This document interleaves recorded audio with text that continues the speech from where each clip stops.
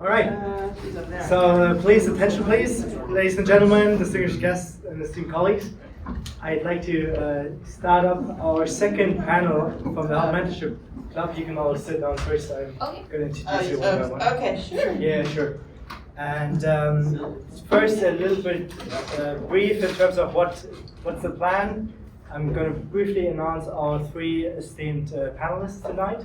Then we're going to have a moderated session for about 40 minutes. Thereafter, we're going to have a Q&A session. And then we'll bring in some pizza and end the session in networking. Also, Jennifer has a nice announcement later to make, but I don't want to spoil it yet. So let's get right into it. And I'm very grateful that you all came today. So, with that being said, let me introduce our first panelist tonight, a remarkable professional in their field and a proud HULT alumni. Deepali Nabar is a seasoned accounting and finance professional, a graduate of HULT's McFin program, with over 8 years of experience in auditing and currently serving as senior audit manager at KPMG. Deepali has conducted statutory and integrated audits for major financial services firms. Her expertise in external audit, IFRS, and financial analysis is unparalleled. Moreover, to my excitement, her multilingual abilities in English, Hindi, Marathi, and Gujarati make her a communication professional, definitely. So please welcome Deepali to the stage. Just say where you're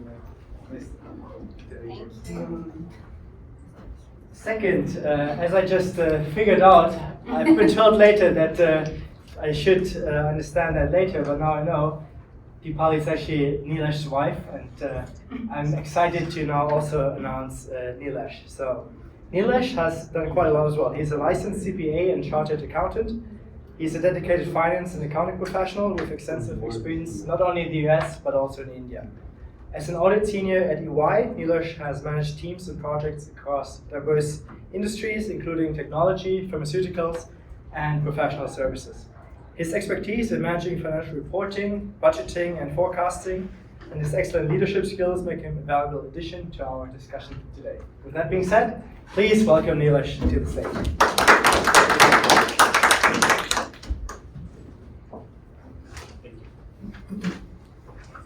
Nice to see you.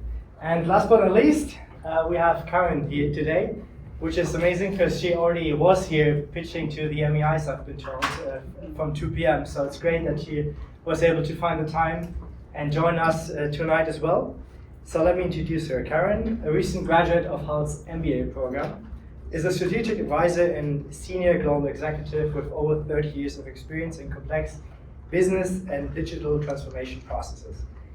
Her track record of leading change and empowering international businesses to innovate operations and transform workforces is imposing. As a digital transformation leader, Carin enhances customer journeys, workforce experiences, and complex business operations.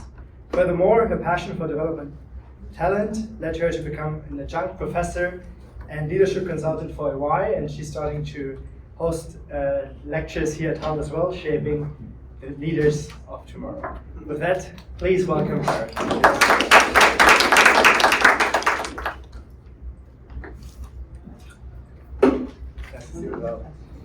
All right, so now let's get into the discussion. I'm really happy that everything worked out nicely, and you were all super on time. I could have probably also said just 5 p.m. to come, and we would have made it as well. But I'm really happy to start the panel now.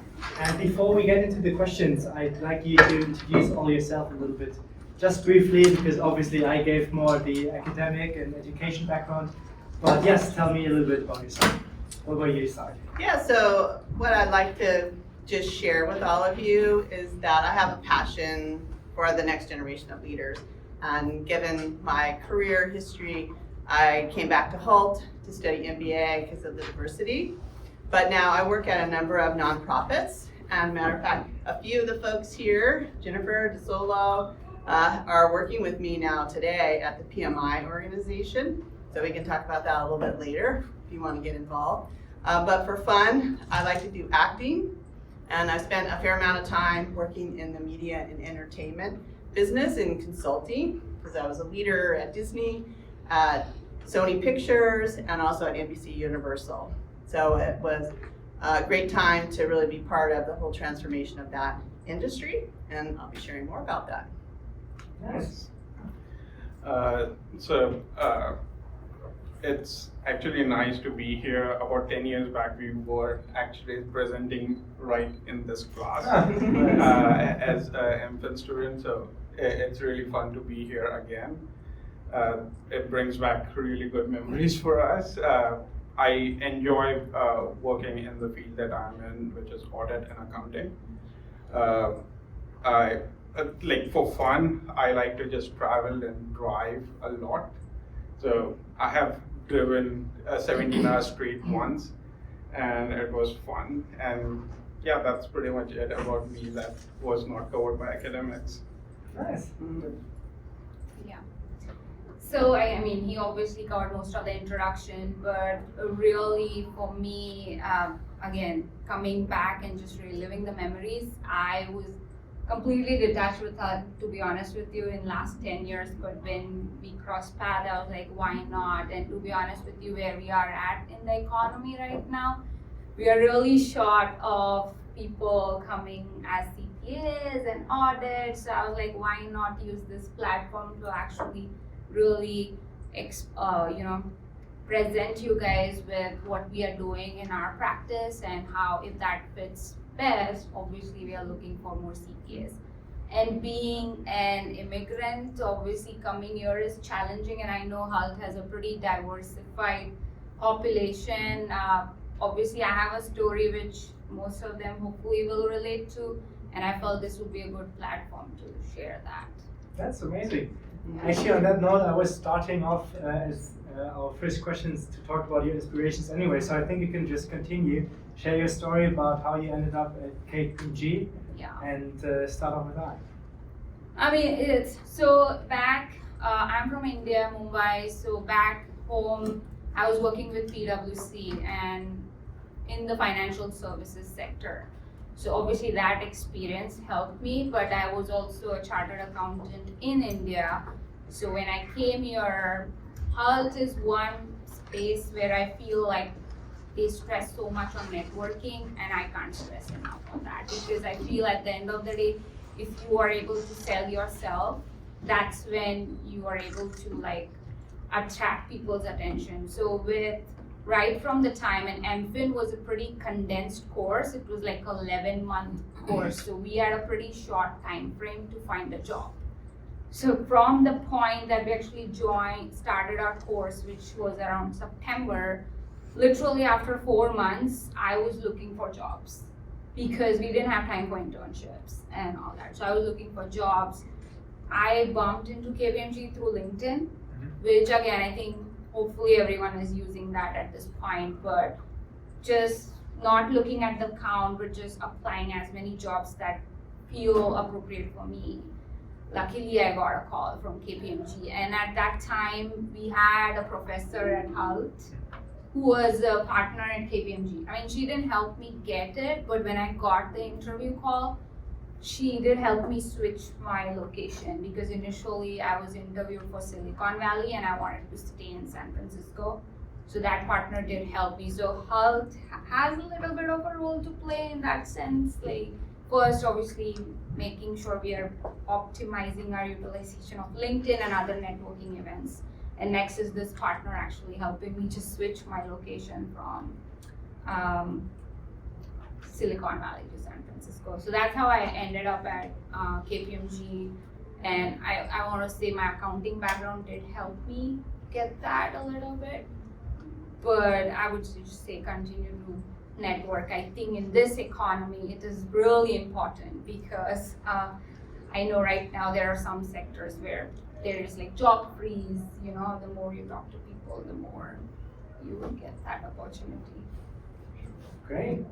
Now, Carin, you definitely have a different approach, especially as you've been in the working field for quite some time, and now you decided in, I think 2020 it was, to do an MBA, and had definitely a different strategy in place. We already talked a little bit before the panel that you are planning to transition to becoming a full-time professor. And I'd like to hear about your strategies to say, okay, what was your your idea to doing the MBA, and then later on, what are the tips you can give to say, okay, those are the really important things we need to highlight on our CVs, in our applications to land the job we want. Sure. Well, first of all, I will say I'm a KPMG alumni. Oh, really? Yes, I am. And so I have been in the professional services at the Big Four and KPMG, and then Ernst & Young. So I have, common here, both Yes. alumni. So it's a small world, and as you heard before about your networking. And by the way, just kind of a little bit of a plug, but just today released a podcast on my LinkedIn about how to power up your social capital, which is all about networking. So I'd encourage you to listen to that because it has a lot of great tips. It's like 45 minutes, but there's a lot of good stuff there. And I did this through the Project Management Institute, the PMI organization, and I think we were talking about that earlier, about how you can get involved. But my inspiration was I was a partner at Ernst & Young and also at KPMG. And what brought me there was really to be part of an organization that crossed industries and be able to apply and be in situations that I had never been in before. So I think in HULT, my inspiration to you is take advantage in this environment and try things out. There's no risk to getting out in front and presenting and communicating, even if English is not your first language. But practice, practice, practice, because those social skills are really powerful no matter where you're going to work. And it's not a matter of one day you graduate, you suddenly have them, so it's a matter of practicing. The ability to communicate effectively and through your ideas. I think the other thing you learn here at HULT is you're put in teams all the time. And sometimes those teams, you gel, sometimes you don't gel. And when you don't gel, you learn a lot about yourself and about how to, what I would say, adapt and be flexible with people of different styles. And this is something in the workplace, especially in consulting, because all the time, new teams come together in this type of profession. Some people may have different skill sets, different levels, different dreams, wishes, maybe also come with some baggage. And so you have to work through all of that and create a high-performing team, because I think you're going to ask about that a little bit later. Yes. But it's all about working with smart people, and so surrounding yourself with like your whole alumni. If you're not out there networking or developing, what is networking? It's really developing relationships with other people around you. So if you don't know the person to the right or to the left of you, I would encourage you, make sure you get to know them before you leave today. That's already a great tip. We could probably put onto our list. If somebody's taking notes, definitely take that one last. I really appreciate hearing that as well. Now, going over to you, Nilesh, what's your inspiration? So there are a lot of things that inspired me. I have worked with a lot of different firms. I have started with a very small firm when I first found my job here in US after completing my master's. We had like 5 people working in our audit team at that time. It was called a Chuk CPAs LLP. It's an Indian firm. The point that Deepali was trying to make, go on LinkedIn, try to find people that you know have similar backgrounds, speak same languages, have same qualifications. It helps a lot. Just break that to start a conversation and help as an icebreaker. And you can simply say that, oh, you have done so much in your career, how can I do this? How can I be at the same level as you are? If I would have been looking for a job right now, I would have reached out to Carin and be like, you have worked with KPMG, you have worked with EY, how can I be at your position? And being a HULT alumni too. And be a HULT alumni. So that helps a lot. And in the past few years, HULT has grown a lot. There have been a lot of graduates in really good positions. Try to get in touch with them if you're looking for a job. It helps a lot to network. And with the new push of coming back to office, don't just wait for someone to get back to you on LinkedIn. Go out and talk to people. Go to bars, go to events. Talking about communication, go to Toastmasters. Go and talk to people. It's a very easy thing that you can do. People get very nervous when they are trying to talk to someone new. But what do you have to lose, really? Like, and why are you so scared of? Just go and say hi. More than likely, the other person is as scared as you are. Just go and say hi, and they would be happy to talk to you. Just start your conversation, and they would help you continue that conversation. Right. Well, Yeah, and I have a great story that I wanted to Sure, share go on ahead. that. So last week I was in Atlanta at the PMI Global Summit, and they had a new CEO. He was from France. And I was with colleagues from my chapter, San Francisco, and they're like, oh, the CEO's over there. We want to go talk to him. One of the guys walks there, and I'm like, what is he doing? He's not really going up to the CEO who's sitting there kind of by himself. So I just said, you want to meet him? So I just went up to the CIO, said, hi, I'm Carin from San Francisco. I know, Pierre, you're from France. Here, I want you to meet some of my colleagues.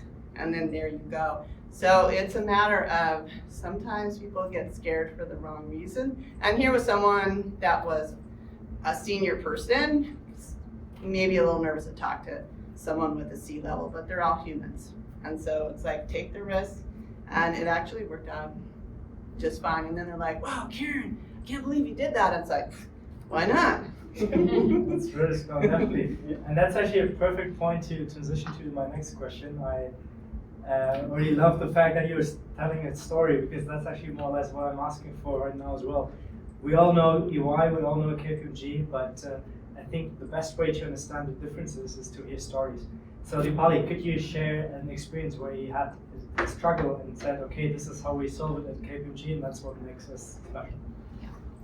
I think the best thing about the firm, and that's why I am with the firm for now 9 years, is like the people, the culture, which I cannot stress enough. People think that's cliche, but in my first struggle started, like I said, I mean, being an immigrant, now I'm getting into visa issues, but that's like the real struggle that all people coming here outside US. So I joined my firm immediately after the graduation. Next month I joined, and obviously we have to go through a visa process. So for me, the work visa didn't go through in the next year, and there's a lottery process that goes. So that didn't go through. But my firm supported me at that time, and we have a rotation program, and that's the thing. I think with all the big fours, we have internal mobility so strong that if things don't work out, they have other rotations that come up that they support. So my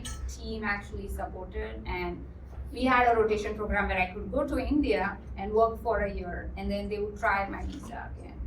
And I just being with the firm for 9 months, all my, at that time, obviously I just started as an associate and obviously climbed the ladder now, but at that time I was just an associate with the firm, but my managers, partners at that time strongly supported me. So I had to go back to India for a year, then come back, they filed for my visa again, it went through.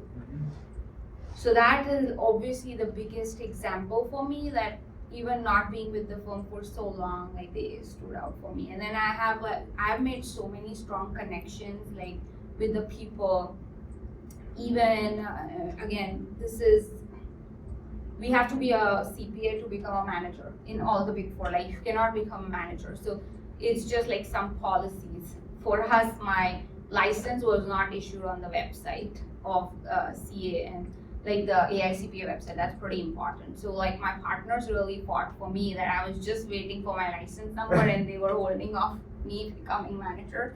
But my partners really fought for me. So I have like so many examples where people, if they care for you, they will go out of the way.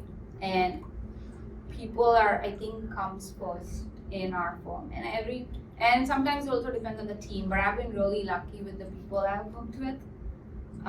So those are like two really big struggles, because that 1 year, I mean, we were not together. I was in India, he was in US. So that was another struggle. So yeah. Great. Nilesh, do you want to continue there and say how that's also interesting? I guess as you're working together, not working together, but living together. So is there any conflict with you from EY? Just one thing that she missed to say was we actually got married for visa back then for the first time back in 2015 so that she could stay here as a dependent at least, because my visa luckily went through and hers didn't. That was, I would say, the worst 10 months of my life that she was in India. We made a lot of money for sure. Oh yeah, well I should promote the KPMG rotation program, I want to say. So I was getting paid in US salary when I was in India. So that's when he said like I made a lot of money because my accommodation was covered. I had car with the driver and everything. So I feel that rotation programs, we have so many different, I don't get bored. I have done like 2 rotations in the firm in my last 9 years with the firm. So yeah. It's really good. So if you join a Big Four, you get to rotate and make a lot of money. But going back to And work a lot. And work a lot. Yeah, Be it's not prepared. like that. All the money So you upgrade. receive is for the time that you have to provide back to the Big Fours. They take all your time back. So be prepared to work your ass off. Well, it's almost like doing your 11-month MBA program here. Like Yeah. if you think that's hard, well, do that for the rest of your life. You know, Yeah. consulting. So. And squeeze it into 6 months instead of 11 months. Right, yeah, there you That's, go. Mhm. That's pretty much what working with a Big Four feels like.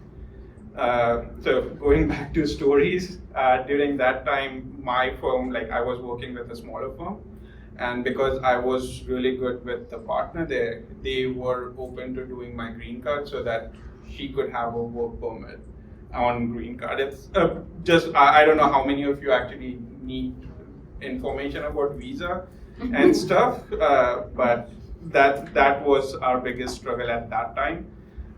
From then or there onwards, it was just getting knowledge about how the industry works here, how the accounting and auditing processes work here, finding out those intricate details and going into those minute differences between how Indian auditing and accounting standards work versus how US accounting standards and auditing standards work.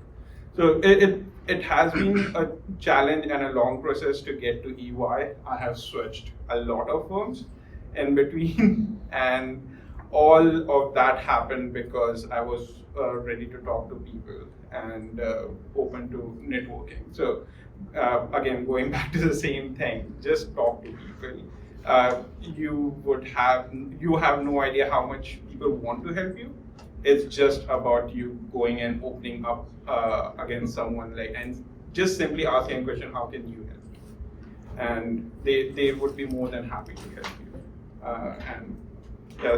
And one of my biggest struggle was actually opening up and talking to people, which I learned here in HULT. I was an introvert to max. Like I would actually be scared to talk to people on phone. Forget about talking in person and presenting. I was actually afraid to talk to people on phone and would say random things and just disconnect. I would be And here interested. you are. And also, Yeah. my heartbeat is still pretty high. If you can see it, it's pretty high. And I am still nervous, but with practice, you would be able to get over it in time.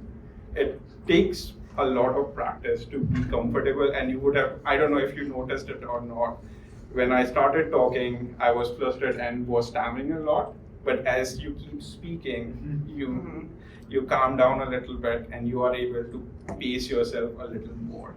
So the longer you talk, the easier it gets for you to talk. So keep practicing and you will get there one day. So. I love that note, especially taking courage and getting out of the comfort zone. That's something we really develop a lot. Yes. But what about you, Carin? So now, what's the question again? Once again, the question was more or less, can you share an experience where you had a major struggle, be it in a team environment or something else, where you say, okay, this is how we solve things at EY, and that's what makes EY different. Yeah, think maybe I'm gonna relate it to HULT and how that gets to EY. So I was a partner at EY, and then I retired and was thinking, where am I gonna go from here? That's why I decided to join HULT, because I thought, oh, if I get a master's, I'm gonna be able to teach. And so the story is by being a student, I learned a lot from watching all the professors teach. Because not only was I wanting to learn the content, but I was watching them very carefully. They didn't know this, but how they taught, what their styles were, who could make a funny joke, who was an entertainer, because let's face it, if someone's boring up there, you're not as intrigued. And so that was a really good experience. And so then tapping back into my social capital, which was the professors here at HULT, to say, I want to be able to have an experience to teach. And so I reached out to Professor Robert Berlow to say, hey, are there any opportunities for me to come to your class and do a topic, or I have a couple in mind? And he said yes. And so I know today I taught one. It's like the third one I've done. So sometimes here at the universities, they're going to give you opportunities. Now, of course, I had to, okay, now I'm signed up, I'm committed. All right, now I've got to really create an entertaining subject. And hopefully, Amin, how did I do? It was actually good. It was a bit different from like the normal routine one we had in classes, so I pretty much enjoyed it. And I don't know, like in US, people like professors don't give you like honest, like direct feedbacks, but your feedbacks were like really direct, and it really felt good to have like some feedbacks which are like constructive and like direct and you can work on. Thanks.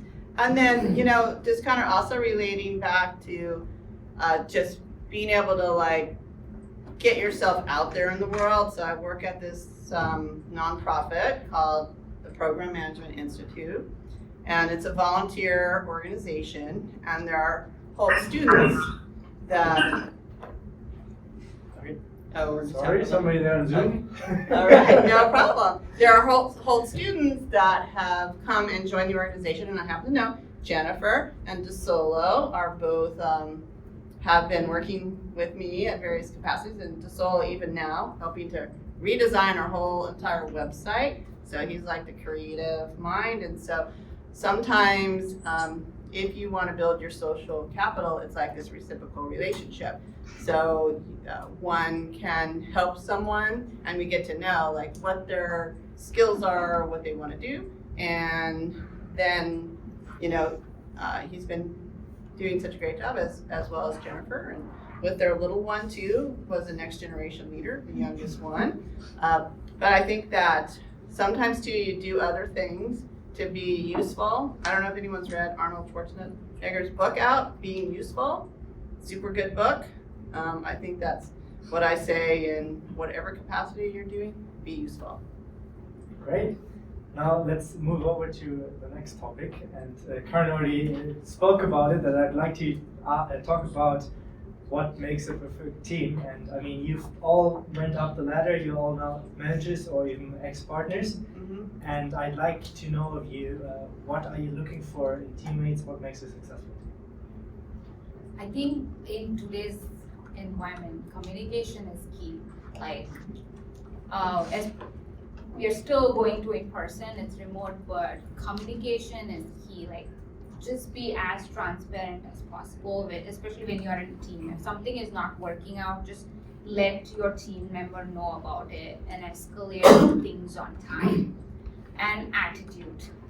I feel sometimes a positive attitude, and I mean, in our field, busy season, even if we try to go with it, it is a thing that happens, and we are busy. That's when things go wrong, and if you lose your calm, and that's when, if you don't have that positive mindset, and it's not just one person. Like, there are many people who make the team, right? So it bottoms up or top down, or so depending on if your manager is not having a positive attitude, I know it will trickle down. So it depends, but you can let your manager know about it in a good way. I feel like if your attitude and if you're positive, even if you're busy, you won't feel that. But if you are stressing out, it will just show up and it will impact your work. So, I mean, these are the two things I will say. I don't know if you guys have anything to add. Just continuing with that, one thing that Carin also said, work with smarter people, but at the same time you have to understand that there are people smarter than you. Don't ever have that attitude, oh, I know this thing, this is how it should be. Be open to ideas. You never know where the next big idea is going to come from. So be open to listening to other people. Take in what they are saying first before saying, oh no, that's not a good idea. Listen to them, evaluate it, let them know that they came up with a good idea, and let them know why you are saying it's not something that we should go ahead with. Don't just say, oh no, this is not gonna happen. They are gonna take it in a wrong way, and that's gonna affect your attitude. Because you are gonna feel inferior, or they are gonna feel like, oh, my ideas are not good, and next time they are not gonna speak up. So if you want to build a good team, you need to be able to accept other people's ideas and be able to say that, oh, this is a good idea, but this is the reason why we cannot apply it here. So that would be the biggest thing that you have to understand when you're working with a team. Because if you're working with a team, let's say of 10 or 20, there's no way you are the smartest person in the room. There is definitely someone smarter than you. Not in all fields, but in some things. So just keep that in mind and be open. And that would be the biggest thing that I have learned while working for the years that I have worked. Great. Anything to add, Carin? Yes, what I would say too, you've heard a lot this word emotional intelligence. And I like to take it to the next level. So emotional intelligence is really self-awareness, what's going on around you, what's going on around people. And I like to take it to emotional agility, which is your ability to flex to someone else's style. And so there used to be this golden rule, do unto others as you would have them do unto you. Stop, no, that's not how it works. Do unto others as they would want to be treated. Because then, if you understand them, you're curious, you're asking questions, they feel like, oh, you get me, I'm gonna be open, I'm gonna be vulnerable, I'm gonna share, I'm being listened to, I'm being heard. I don't know if you've ever been in a situation where you felt like you weren't being heard, or someone's cutting you off. This happens all the time in Big Four, like what you said, no, we're not doing that idea. And guess what? People shut down. And so I think that self-regulation is your ability to recognize, ooh, I'm maybe not opening up the environment to allow for more ideas and diversity. And I had to practice that as a leader, to where I put something in place that we had a problem to solve. They would say, what should we do? And I would have to ask them, what do you think? And hear from everyone. And some would have, I'm thinking to myself, no, we're not doing that, but that's okay. I didn't let them know that we're not doing that, but someone else would come up with an idea. Exactly, and somebody came up with something even I hadn't even thought about. Let's do those two things together. And guess what? Now they feel empowered. Oh, she's gonna let us drive it. We're not always gonna have to do what she says. Did that ever happen to you? It has. Both of those things have happened. One of my managers did shut me down, and the other one encouraged me. So I've seen both sides of those things. And you wouldn't believe how empowered you feel when someone accepts your idea. No matter how small it is, you feel just happy. And you would want to give your 110% for that person. No matter if you're getting more money or getting more appreciation or not, just that acceptance of that idea would push them to do more for you, because they feel that they are doing something for you. And the other side of it is, don't feel inferior just because someone is shutting you down. Have that confidence in your ability to keep pushing forward. Even though one of your ideas is not accepted, or you find one of the bad managers, it's just another person, move on. listen to it, take some positives out of it, why it was not accepted, talk to someone else, figure out the issue, and present it in a different way next time.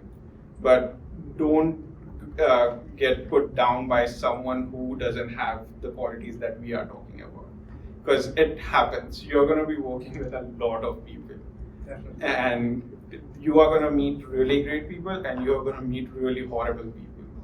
And I don't know about horrible. You can actually learn from. I've worked with some people that I found our personalities didn't match, our ideas didn't match, but I probably learned more from them about what I don't want to be, or what it's like on the receiving end. To say, thank you for that lesson. Oh, you were so wonderful to teach me that.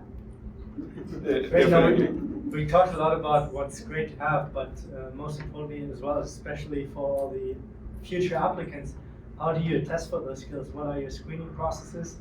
And how do you look for those skills? Is it the classic personality test like Myers-Briggs or something? Or are particular questions in interview rounds where you say, okay, this is the question which is the most valuable to me because this is how I really understand, does this person have the skills or does the person not have the skills? I have conducted few interviews in the time I have worked in US. The one thing that I care more about is when I allow the candidate to talk about themselves, and I try to see what they are talking about and what they are actually interested in. And the interview process is just the beginning. Usually people have already made up their mind before you even enter the room. If I see a resume and I'm like, this person has really great experiences, the only thing I'm worried about during an interview is how the person presents themselves and how easy it is to talk to that person. Because we know that that person doesn't have any experience if he's or she is a graduate from college. What we are looking for is, are you able to learn new things? Are you open to learn new things? Because there is no one who is perfect. We are still learning. I don't know if anyone would disagree, but everyone is learning new things every day. Yes. So it's all about having that right attitude to learn things, be open to learning new things, and just be yourself. And if the person accepts you as you are, that would be better than presenting yourself as the interviewer wants you to be presented. And then later on, you get into an issue where you are like, oh, this is not the right environment for me. You don't want to do that because that's going to hurt you much more than just being yourself and being rejected by that interview. It's very easy to find new interviews than getting into a job where you are super depressed. So find something that you actually like, where you are accepted the way you are, and there are plenty of opportunities. Just keep looking. Yeah, I guess from a recruitment standpoint, because I've interviewed hundreds, I ran recruitment in my practice at EY. I do a lot of recruiting for nonprofits. I always ask them that 3 different questions. 1, what can you tell me about this company that really piqued your interest? And it's amazing how many people didn't do any research, Right. know anything about this company at all. It's like, you can tell that they didn't. So, that's an easy one. Even picking one bullet from the mission statement or something that intrigued you. So that was one. And then the other was really about their self-awareness. I always ask this question, and it always gets them to pause, but it's like, tell me one thing that you learned in your last work experience that you're gonna take forward to your next project. What is that one thing that you want to do more of, you don't want to do, you're going to avoid that, because it's all about self-awareness. I mean, you were talking about that, is what did you learn? And then the last thing that I would say, and I coach a lot of people on this, is when someone says, tell me about yourself.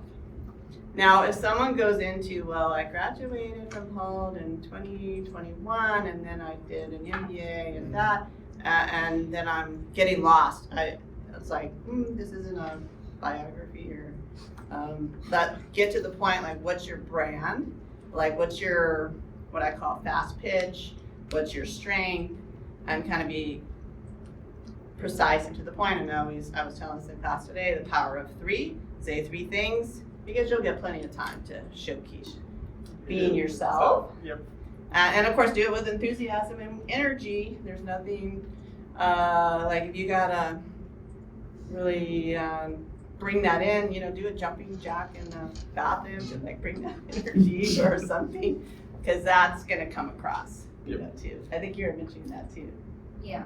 So I mean, I'll just add two things. I think they covered most of it. One is if you have provided your resume, make sure whatever you've written there, you know about it in detail. Because especially depends on the level also that you are interviewing, but if you're just coming out of college, they are going to focus on what you've already done and how well you know that and how you navigated through what is in the CV. So that's one. The next, particularly for accounting, auditing field, if you are exploring that space, they focus mostly on behavioral skills, on how you would react in certain situations. Because like Carin mentioned, like team environment is going to be something that you're going to be in all the time, especially if you're, so how you behave in a particular team environment, that's pretty critical. So they will definitely give you several behavioral scenarios and ask you how would you react, just to see where your headspace is at. Yeah, and I also, just one last thing, like in your close at the end, they'll always say, do you have any questions? Sometimes we don't think about it. I always encourage everyone to ask this, and this was also in sales too, is that, well, based on our conversation today, is there anything that maybe perhaps I haven't shared with you that's going to, I don't want to say prevent, that's not going to support you making a decision to hire me? And then they're like, well, yeah, there was one thing, I didn't see any on your resume. Okay, well, let me share that. So now you just close the loop on maybe something they thought you didn't discuss or they didn't know. Like, oh, I'm really good in data analytics. And so ask for feedback right then and there, and you'll be surprised. People want you to succeed in the interview. Yes. And I always reach out back to the interviewers after I've given the interview, just say thank and just keep in touch with them. That's great. I think you've done an excellent job when it comes to embracing it, that it's not actually not that hard, that the interview is more your friend. And I really also love the fact that you talked about your more or less self-pitch at the beginning, because we are actually about to host our first elevator pitch workshop as the HMC Club as well, end of the month. It's not been announced yet, but it's going to happen on 28th on that note. Yes, but you wanted to add something. I just wanted to add one more thing. Remember that it's an interview. The word itself means you are going to be sharing your views about things. So don't feel afraid to ask questions. You can ask questions too during an interview. Ask about the company, ask about something that you have prepared and you know the answer to. And so that would help you get comfortable and be in a position of letting them know that you know more about the company than it came through during an interview. So be prepared with one or two questions about the company, how things happen, and like how the life is or work life is going to be when you join in. Be prepared for that. Yeah, and then last thing I would say, practice, and record yourself in front of your camera or have somebody coach you and answer, basic questions. Tell me about yourself. If that goes on for 5 minutes, okay, that's too long. It needs to be 1 minute. You'll have plenty of time. Or other standard questions you're going to be asked. Say that over and over again. And I've worked with teams in consulting because you're hired at EY, but then the client wants you to come on their team and they're like, I want to interview that person. And they're like, what? I got to interview again? No, we would spend the whole day prepping them. Yes. Because we want you on the team, you've got to pass the interview. And this is what, this is what they're going to ask you, because guess what? there was somebody else that already interviewed, so we know exactly what they're gonna ask you. And then we would sometimes do it over like 3 or 4 times to get it down to a science. Great. On that note, before we round up into the Q&A, is there anything else, Deepali, you'd like to add, or should we straight get into Q&A? No, I think Yeah. Awesome. So now let's open the floor and see who has the first question. No one. That's surprising. Wow. There we go. Nobody's asking. Perfect. It's always scary to be the I first, right? myself am an alumnus. Yes. So I would like to say, like, what is the difference between the so-called Big Four and other companies like BCG and McKinsey and some other companies? So what is the main You difference? can- Why they are called? I can take it. Go. Yeah, You start. I yeah. think you are more equipped answering that question Okay. because you are in consulting. And Sure. the firm that he compared us, EY, like Big Four to was McKinsey, which is one of the bigger consulting firms. Just to start, Sure, go for it. how I understand it is Big Four are the firms which are global in true sense.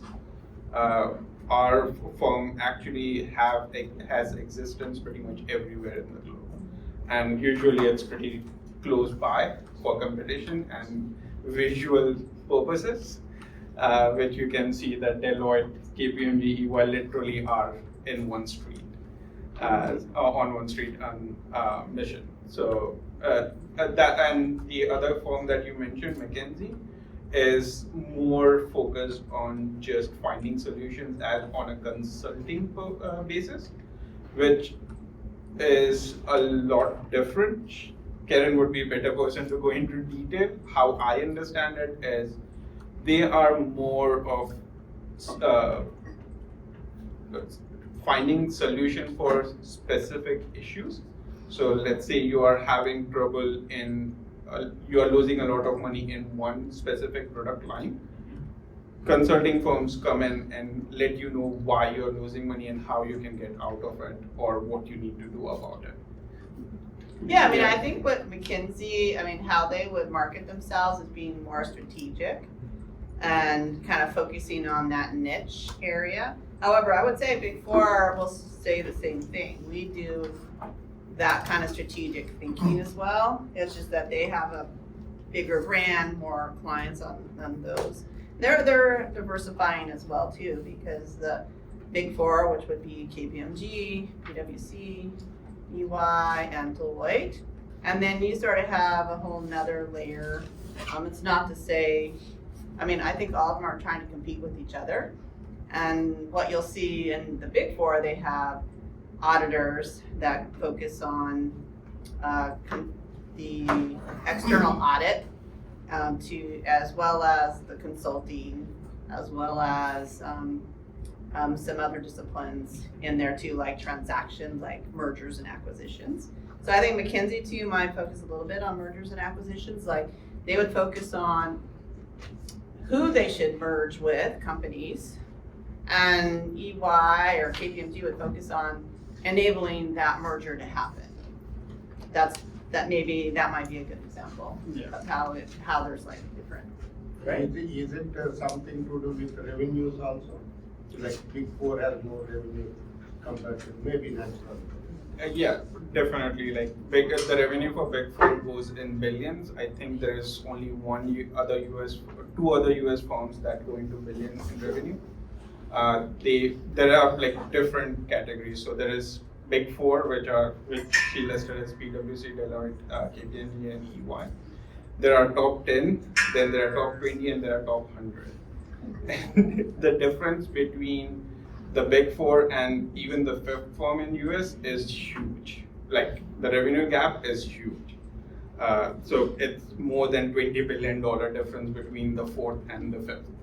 So that's how you can differentiate, because as I said before, Big Fours are global in true sense. They include all the revenue and they do consulting. They do pretty much anything that you can ask. As long as you have enough money, you could do literally anything that you want us to do. But I think there are some, we don't I know at EY, like we have this thing, well, we don't chase after every shiny object or do what's in our wheelhouse, because then you can get into a predicament if you like don't have the resources that have the skill and you're leading that and you're like, oh boy, what am I gonna do now? Then we just go and buy a company that knows how to do it. But yeah, that's sort of like the difference. How about anyone else? Thank you. Yes, Lorena. So going back to, I really enjoyed like your snippet on the confidence and how people are gonna be like smarter than you. So my thing is just like, what would you say like on confidence, especially recruiting and like in interviews? Is there such thing as too much? I've seen like in my day-to-day life of like many people kind of exude confidence, but it comes up as arrogant. And the notion of there's always like someone smarter than you is like, I feel like for them they don't understand that. They're just like, no, I'm better than this and type of situation. Would you recommend kind of copying that type of confidence, like making yourself feel like, yeah, I'm the best going in, whereas you come off as arrogant, or where would that be? You want to answer? I Let's mean, take it. this is a tough one because each interviewer is different, right? To be honest with you, I'll just say, first, when you go for the interview and you're talking, just assess how that interviewing is reacting to you. And obviously you want that job, so you'll have to adjust your tone based on how the interviewer is. And to be honest with you, I have seen someone just in that situation where after the interview, and he was my brother, he told me, I think she was not liking just the way I was trying to, present myself. And it is possible. So that's why I would just, because you want the job, I would just say, try to adjust yourself based on how the interviewer is expressing to your responses.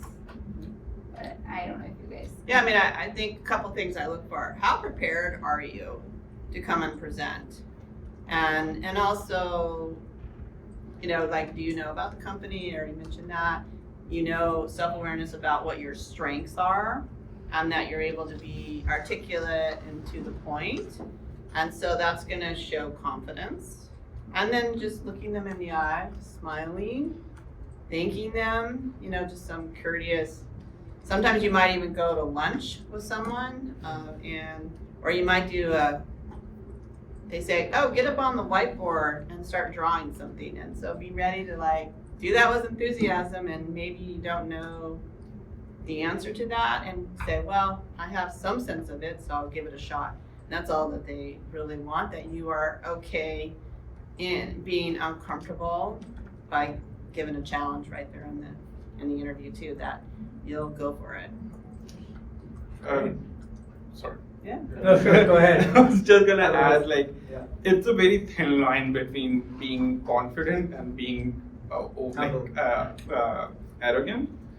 Just try to, as Deepali said, try to judge the room, talk to the person, and let them finish their sentences. Don't be know-it-all.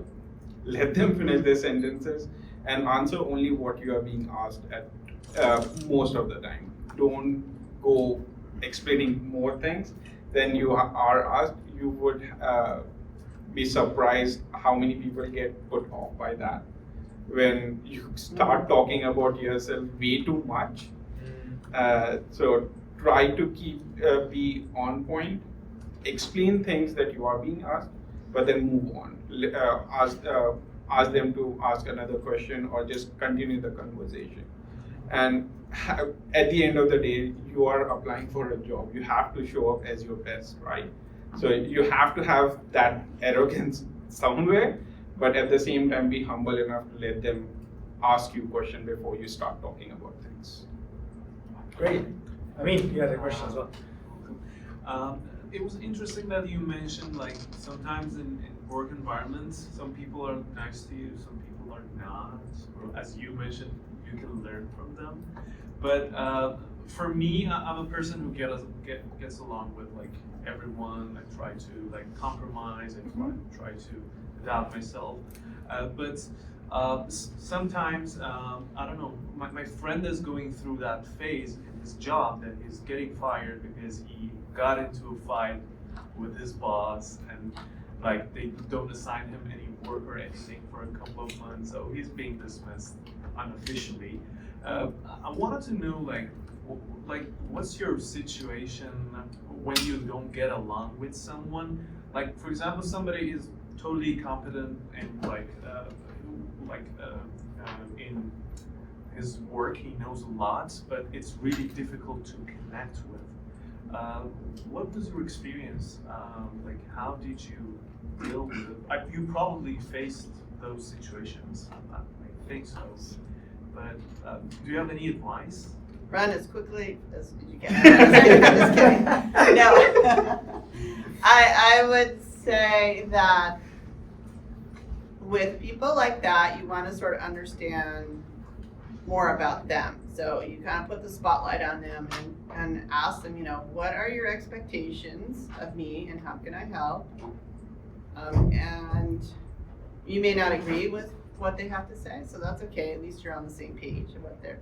And then you're also asking for feedback, and sometimes you can get that feedback and it's like, oh, that hurt, that feedback really hurt, and you're probably right, or maybe I don't agree, but you do what you want with that feedback because it's a gift. Even if it's maybe from someone that doesn't have your best interests at heart, okay, see them for what they are. Or sometimes you can ask someone else that knows them, that has a good relationship with them, to say, what do you do that enables that to happen? And maybe learn from someone else that is showing that they have a good connected relationship. Great. So one last question? Otherwise, I'd cut in here. We can also announce our mentorship program, which is about to start, and then we can get into the networking. And I guess you can ask all the questions you have to our alumni here today. Great. So Jennifer, the floor is yours. I'd take over, give you over, and you can make a brief pitch. Yeah, I guess one thing that I just want to put out there. Yes. So as it relates to the Program Management Institute, that's PMI sfbac.org, San Francisco Bay Area chapter. We're having a professional development day on Saturday here in San Francisco. It's an all-day affair. If anyone's interested to attend that, great networking, great learning. Send me a note on LinkedIn because I have 7 free tickets to it. As a student, I can get you that. I think I would just encourage you if you're interested to. If not, that's okay too. But I just want to put that out there. And through that organization, we have programs like mentorship too, so we should talk, and some other professional development and a whole host of programs that we have. And this is all by volunteers. So people out there in the business community are giving their time to help others. And so I just encourage you all if you're interested. And never said no to free things. I was just want to say, I already told Carin I'm going to okay, I only have 6 left now. No, but with that being said, thank you very much for your attendance on the panel. I'm quickly going to go over to Jennifer and then we'll do a group picture and have pizza. But Jennifer. And you can talk to Jennifer too, because she's been part of the PMI organization and we worked together over the summer too, so she can say whether it's good or not. Yeah, it was a great experience. So thank you. Well, hi everyone. It's just going to take 5 minutes. I promise it will take very long. But I just want to introduce to you the HMC Mentor to Mentee program that we're going to launch. And we'll be having 2 cycles. So this is going to be cycle 1. So what is the purpose? Essentially what we want to do is help students to be able to connect with like-minded people who have already gone into the industry and have experiences already of what the field looks like. They can give you good advice, they can give you tips on how best to position yourself, how best to strategize, and how best to present yourself as well to potential employers. They'll be there to give you advice as well. And basically the goal is to just have you equipped for when you end up graduating next year. So what are the areas of expertise that we will be matching people from? Finance, hospitality, entrepreneurship, technology, human resources. The list goes on and on, but essentially these are the core areas of expertise that we will be focusing on, depending on what feedback you guys provide us on the form when you register. The criteria is pretty much straightforward in my opinion. So what is your career goal? What are your interests? What is your industry background? What are your networking goals? What are your goals in general? What is your region of desired future work experience? So some people want to stay here in San Francisco or here in the US. Other people might want to go to other regions in Asia, maybe Africa. And so we want to ensure that we are matching you up with people who have experiences in those places as well. The matching process, again, pretty straightforward in my opinion, but we will collect information from you all when you register through the form that I'll be sharing later. And then there'll be a compilation of the mentors that will be putting together based on your feedback. And then there would be a primary mentor-mentee profile exchange. So we'll exchange your profiles to see if you are comfortable with your mentor and if your mentor is comfortable with you as well. And then we'll have an introductory meeting and then you're all matched. So essentially it's gonna be 6 weeks, 4 sessions, 30 minutes each.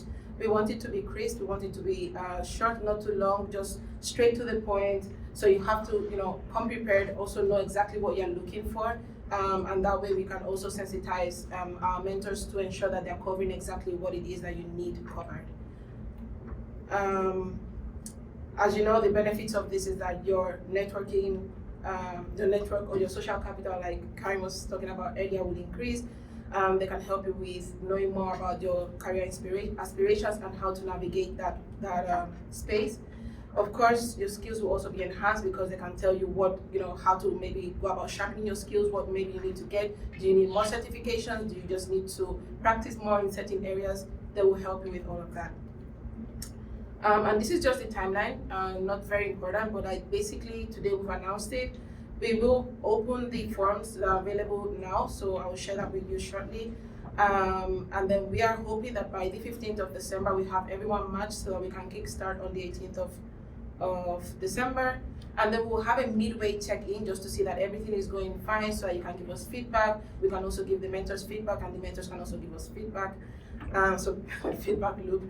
And then we will conclude this in January 2024 with cycle 1 and hopefully kick off cycle 2 after that. Does anyone have any questions? I know it was really fast, but I hope that it makes sense. Okay. Yeah, that's good. Lorena, yeah. Sorry, it seems too good. Like, is there like a payment? Is this free? Right, so depending on how many students sign up, so we are looking at having about 15 mentors, 15 mentees as well. So there might be a fee associated to it, but it's gonna be pretty much minimal because again, we're all students and we completely understand that. Oh, question. Yeah. Where are you getting your mentors? So they're gonna be alumni as well as from our collective network, our collective social capital. So we are not just looking at alumni from HULT, but we're also trying to see if we can get mentors from the industry that will partner with us. And if all of you want to be mentors as well, just hit me up. We'd be more than welcome to. How much is it? That's the first. Yeah. Well, mine for our fees are very expensive. No. That was like a pretty amazing, interesting question. Usually, I have never heard a mentor charging unless you are having a professional mentor. People usually want to help, as I said before. Yes. So fees thing, unless you bring it up, we are never going to see that. And we're in the process of collecting as many mentors as possible. Just today I secured one and yesterday evening as well. All alumni who are planning to coach you, so maybe we'll get even beyond the 15, but this is more or less the announcement for the beginning and we'll want to collect the interest and then based on that, we're trying to help as many people as possible. But with that being said, please go over. If you want to sign up, you can sign a QR code. Jennifer will also send the link to the form in our membership group. And I'd like to conclude our session now. Before we do this, I just want to make 3 quick announcements in terms of our upcoming events. In case you'd like to join in as well, feel free to do so. We've got 2 panels lined up next week and the week after. The first one is going to be in collaboration with the Product and Program Management Club. It's going to be about how to get into tech management next week on Tuesday. And we've got some exciting alumni coming as well, somebody from Google, somebody from Rural, all very techy jobs, and I think especially the admins, which a lot of you guys are here today, will like that. And thereafter, we have another panel more generally about how to really prepare for success to make your application right on the 16th, and the elevator workshop on the 28th. With that being said, that's it. I really thank a lot to the 3 amazing panelists today, also to my board who helped organize this event. And now before we get the pizzas, I'd ask everybody to come around, that we can take a group picture, and then it's time to end the evening. Thank you.